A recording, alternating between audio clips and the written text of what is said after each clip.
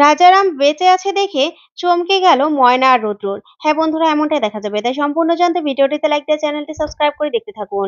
গল্পের শুরুতেই দেখা যাবে ময়না আর রুদ্রর পুরো ঘরটা পরিষ্কার করে ফেলে। তারপরেই খাওয়া দাওয়া শেষ করে ময়না দরজাটা লাগিয়ে দিলে রুদ্র নিজের দাড়িটা খোলে।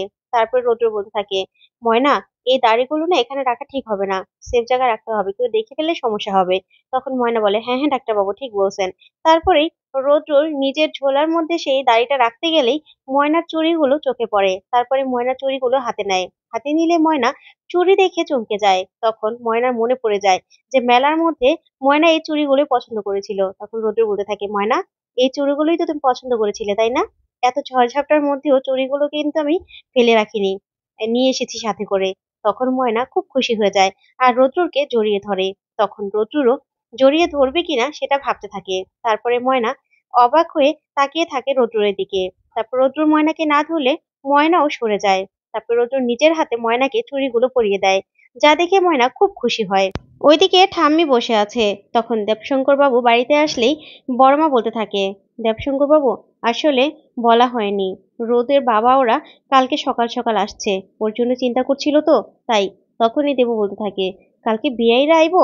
তখন বড়মা বলে, হ্যাঁ, কিন্তু আসলে আমি চাইনি ওরা এখানে আসুক, কিন্তু না জানি ওরা চলে আসছে। আপনাদের একটা কথা বলি, ওরা আসবে আসবে, কিন্তু ওদের জন্য কোনো রকম কোনো তাড়াহুড়ো আপনারা করবেন না, কোনো রকম কোনো আয়োজন করার কোনো দরকার নেই। তখন ঠাম্মি বলতে থাকে, কি বলো বৌমা, আমাদের তো বাড়িতে সম্মান আছে, আর তাছাড়া ওনারা প্রথমবার আইতাছে। তখন বড়মা বলতে থাকে, থাক মাসিমা, তারপরেও একটা বিপদ বলেই তো আসছে, এখন ময়না আর রৌদ্রকে ফিরে আসলেই হলো। তখনই দেবশঙ্কর বাবু বলতে থাকে, হ, কালকেই তো আমার ছাত্র কইছে রাজারাম রে জিজ্ঞাসাবাদ করতে আইবো, ওনারা আসার আগেই যে ওরা ফিরা আসে।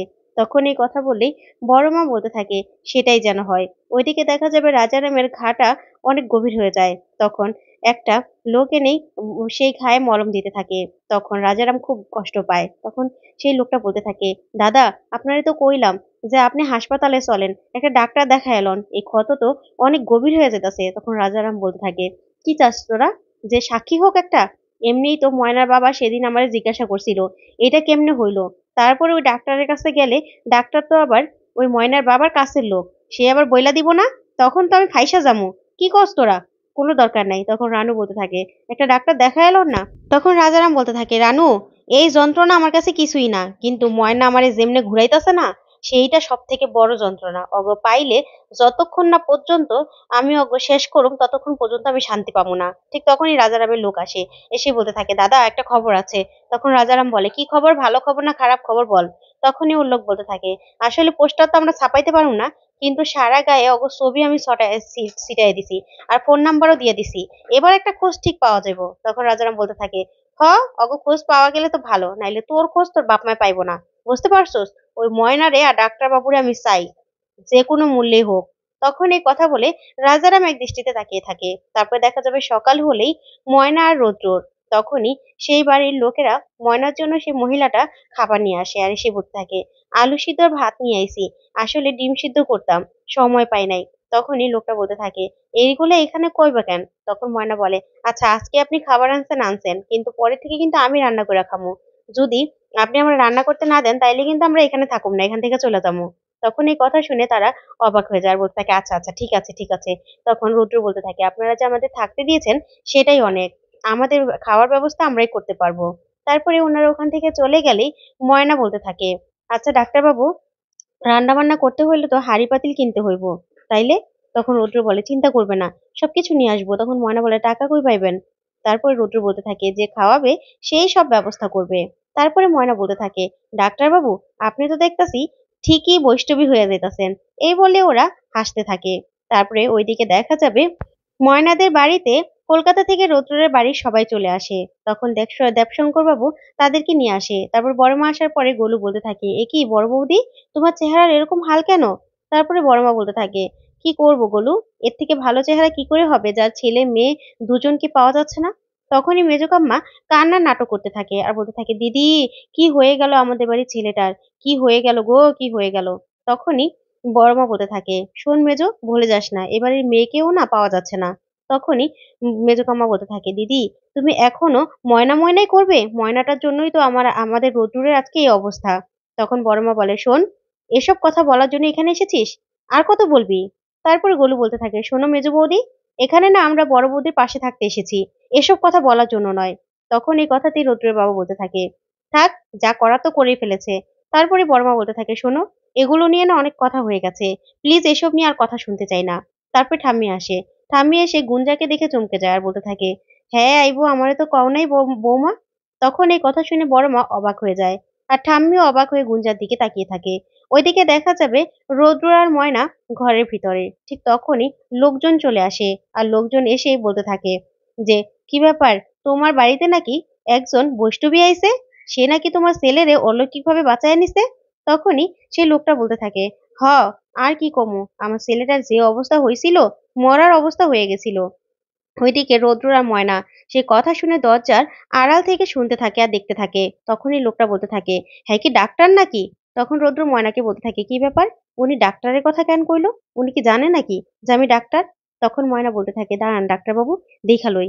তারপরেই রৌদ্র বলতে থাকে, ময়না, এগুলো রাজারামের লোক নয় তো? তারপরে ময়না বলতে থাকে, না, মনে তো হইতাছে এই গ্রামেরই লোক, আর ওনারে তো চিনে। তারপরে ওই লোকটার বলতে থাকে, না না, আসলে ওনার সাথে দেখা করতে আইছিলাম।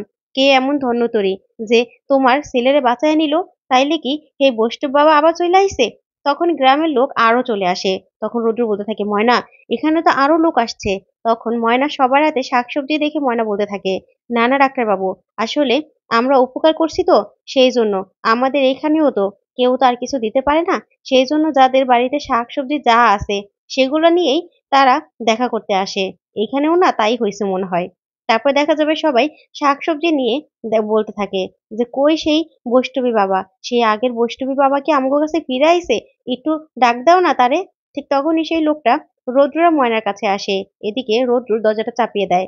তারপরে উনি এসে ডাক দিলেই রৌদ্র বলতে থাকে, ভিতরে আসেন। তখন ওই লোকটা বলতে থাকে, বাবা, আপনার সাথে সবাই দেখা করতে আইছে, আপনি কি তাগোর সাথে একটু দেখা করবেন?